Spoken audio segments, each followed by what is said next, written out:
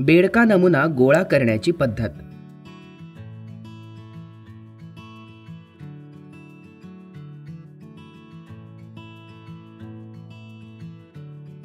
या व्हिडिओमध्ये आपण NTEP व इतर आरोग्य कर्मचारी यांसाठी बेडका नमुना कसा गोळा करावा याची माहिती घेऊ. या बेडका नमुना कसा गोळा करावा हे आपण पाहूया. 1. अनुमानित क्षयरुग्ण ओळखणे. 2. बेडका गोळा करण्यासाठी आशांना सूचना. 3. बेडका नमुना गोळा करण्याची पद्धत. 4. बेडका नमुना गोळा करण्यासाठी लागणारे साहित्य. 5. गुणवत्तापूर्ण बेडका संकलन करण्याची पद्धत. 6. अनुमानित क्षयरुग्णाकडून बेडका नमुना कसा गोळा करावा. 7. ॲनेक्स्चर 15A फॉर्म भरण्यासाठी सूचना. 8. बेडका नमुना संकलनाचे उद्दिष्ट साध्य करण्यासाठी अपेक्षित कृती.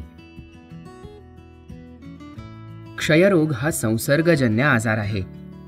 त्या लक्षणे असलेल्या रुग्णांनी त्वरित चाचण्या करून निदान केल्यास व संपूर्ण उपचार घेतल्यास रुग्ण पूर्णपणे बरा होतो. या सर्व चाचण्या व उपचार शासकीय दवाखान्यात मोफत उपलब्ध आहेत. चला सुरू करूया.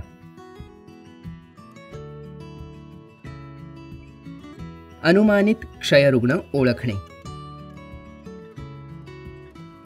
2 आठवडे किंवा त्यापेक्षा अधिक कालावधीचा खोकला, बेडक्यातून रक्त पडणं, मायक्रोस्कोपिकली कन्फर्म क्षयरुग्णांचे सहवासित HIV बाधित रुग्णांमध्ये 1 किंवा 1 दिवसापेक्षा अधिक कालावधीचा खोकला असल्यास त्यास अनुमानित क्षयरुग्ण असं म्हणतात. वजनात लक्षणीय घट, छातीच्या एक्सरेमध्ये विकृती यापैकी एक अथवा अनेक लक्षणं आढळल्यास त्यास अनुमानित क्षयरोग असं म्हणतात. बेडका गोळा करण्यासाठी आशांना सूचना. आरोग्य सेवक, आरोग्य सेविका, आशा यांना बेडका नमुना संकलित करण्यासाठी अथवा अनुमानित क्षयरुग्णांना सूक्ष्मदर्शी तपासणी केंद्राकडे संदर्भित करण्याविषयी सांगावे. संकलित केलेला बेडका नमुना त्वरित अथवा किमान 2 दिवसांच्या आत सूक्ष्मदर्शी तपासणी केंद्रामध्ये पाठवण्यात यावा. क्षयरोग निदानाकरता 2 बेडका नमुन्यांची आवश्यकता आहे.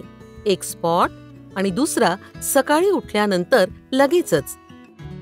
जर शक्य नसेल तर 1 तासाच्या अंतरानं 2 बेडका नमुन्यांचं संकलन करावं.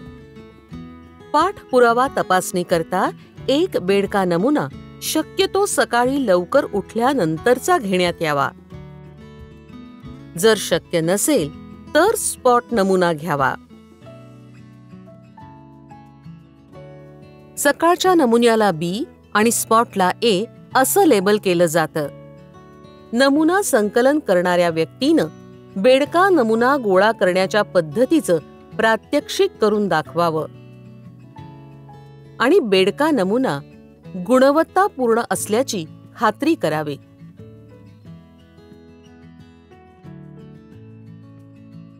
नमस्कार, मला 2 आठवड्यापासून खोकला आहे, त्यामुळे डॉक्टरांनी मला तुम्हाला भेटायला पाठवलंय. तुम्हाला खोकल्याशिवाय आणखी काही होते का? हो, ताप येतोय, थकवा आहे आणि वजनही कमी झालंय. तुम्हाला आपल्या बेडकाचे 2 नमुने DMC मध्ये तपासून घ्यावे लागतील. का बरं? मला असं काय झालंय की बेडका तपासावा लागेल? ह्याच्यामध्ये आपल्याला असे लक्षात येते की बेडकाच्या सॅम्पलमध्ये क्षयरोग जंतू आहेत का, त्याच्याशिवाय पेशंट त्या क्षयरोगाच्या औषधाला किती प्रतिसाद देतो ते त्यात बेडका नमुन्यातून कळते. बरं, मग यासाठी मला काय करावं लागेल? 2 नमुने बेडकाचे घ्यायला लागतील. ते 2 डब्बीमध्ये स्पुटम कंटेनर आहेत, जवळच्या DMC मध्ये चेक करून घेऊयात. बेडका नमुना गोळा करण्याची पद्धत. बेडका तपासणीसाठी आपल्याकडे 2 पर्याय आहेत. त्यापैकी एक म्हणजे रुग्णास जवळच्या DMC केंद्रात संदर्भित करा अथवा रुग्णाकडून 2 बेडका नमुने गोळा करून जवळच्या DMC केंद्रात तपासणीसाठी पाठवा. रुग्णास बेडका संकलनासाठी स्पुटम कंटेनर देताना त्यावर आयडेंटिफिकेशन नंबर लिहून द्यावा. बेडका नमुना गोळा करण्यासाठी लागणारे साहित्य.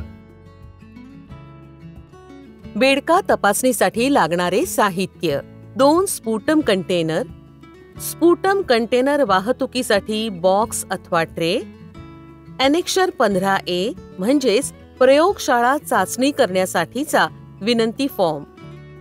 गुणवत्तापूर्ण बेडका संकलन करण्याची पद्धत. झोपल्यानंतर फुफ्फुसामध्ये बेडका जमा होतो. त्यामुळे बेडका नमुना घेण्याची योग्य वेळ सकाळी उठल्यानंतरचीच आहे. सकाळी उठल्यानंतर बेडका नमुना घेताना रुग्णानं काही खाऊ नये, काही पिऊ नये, दात घासू नये अथवा तोंड धुण्यासाठी कोणतंही केमिकल वापरू नये. गरम पाण्यानं चूळ भरावी. 3 ते 4 वेळा दीर्घ श्वास घ्यावा. दीर्घ श्वास घेतल्यानं फुफ्फुसं मोकळी होण्यास मदत होते. 4थ्या वेळेस दीर्घ श्वास घेतल्यानंतर श्वास सोडताना खोकला काढावा. येणारा बेडका स्पुटम कंटेनरमध्ये जमा करावा. जमा होणारा नमुना बेडका असल्याची खात्री करावी. थुंकी देऊ नये. ही कृती 3 ते 5 ml बेडका जमा होईपर्यंत करावी. प्लास्टिक बॅगमध्ये स्पुटम कप ठेवावा. जर तुम्हाला लगेच स्पुटम कप DMC मध्ये पाठवणं शक्य नसेल तर ते त्वरित फ्रीजमध्ये ठेवा, फ्रीझरमध्ये नाही. स्पॉट नमुन्यासाठी स्पुटम कपवर आयडेंटिफिकेशन नंबर आणि A असं लेबल करून रुग्णास द्यावे. कपवर आयडेंटिफिकेशन नंबर आणि A असं लेबल करून रुग्णास द्यावे. अनुमानित क्षयरुग्णाचे बेडका नमुना संकलन.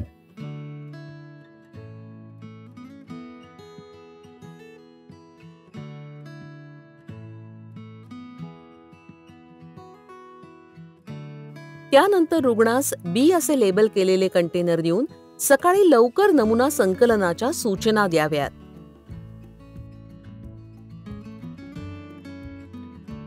निदानासाठी 2 नमुन्यांची आवश्यकता आहे.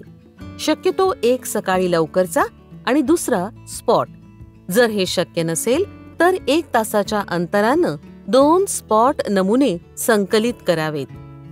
पाठपुराव्यासाठी शक्यतो सकाळचा अथवा स्पॉट एकच नमुना आवश्यक आहे.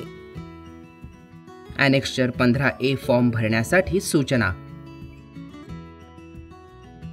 आरोग्य संस्थेत ॲनेक्शर 15 फॉर्म हे वैद्यकीय अधिकाऱ्यांनी भरावयाचे आहे. या फॉर्ममध्ये रुग्णाचा पूर्ण तपशील, तपासणीचं कारण, कोणती तपासणी करायची ही माहिती भरणं आवश्यक आहे. पहिल्या भागामध्ये रुग्णाची प्राथमिक माहिती असते, जसं की रुग्णाचं नाव, पत्ता, दूरध्वनी क्रमांक, वय, लिंग आणि कोणत्या आरोग्य संस्थेकडून संदर्भित करण्यात आले आहे, कोणत्या प्रकारचा नमुना आहे याची माहिती भरावी. दुसऱ्या भागामध्ये संदर्भित केलेल्या संस्थेची सविस्तर माहिती आणि रुग्ण जर पूर्वी निक्षयमध्ये नोटिफाय केला असेल तर त्याचा निक्षय ID नमूद करणे आवश्यक आहे.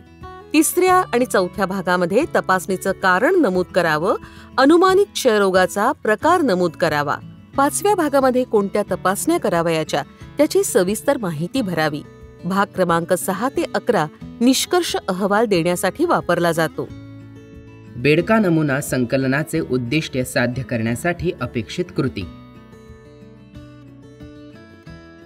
वैद्यकीय अधिकाऱ्यांनी आशा, आरोग्य सेवक यांना क्षयरोगाची लक्षणं असणाऱ्या रुग्णांना शोधण्यासाठी प्रोत्साहित करावं. तसंच रुग्णांचा बेडका नमुना संकलन करणं अथवा रुग्णास सूक्ष्मदर्शी तपासणी केंद्राकडे संदर्भित करण्याबाबत प्रोत्साहित करावं. केंद्र शासनाच्या मार्गदर्शक सूचनानुसार प्रतिवर्षी 1 लाख लोकसंख्येमध्ये 3,400 अनुमानित क्षयरुग्ण शोधणं अपेक्षित आहे.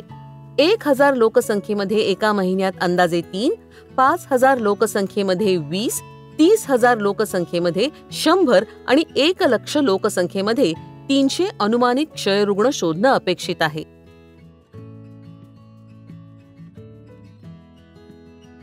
सर्वसाधारणपणे प्रत्येक उपकेंद्रानं दरमहा किमान 20 अनुमानित क्षयरुग्ण शोधून त्यांना DMC कडे संदर्भित करावे अथवा त्यांचे बेडका नमुने संकलित करून तपासणीसाठी DMC कडे पाठवावेत. हे लक्ष्य गाठण्यासाठी सर्व कर्मचाऱ्यांनी प्रयत्न करावेत.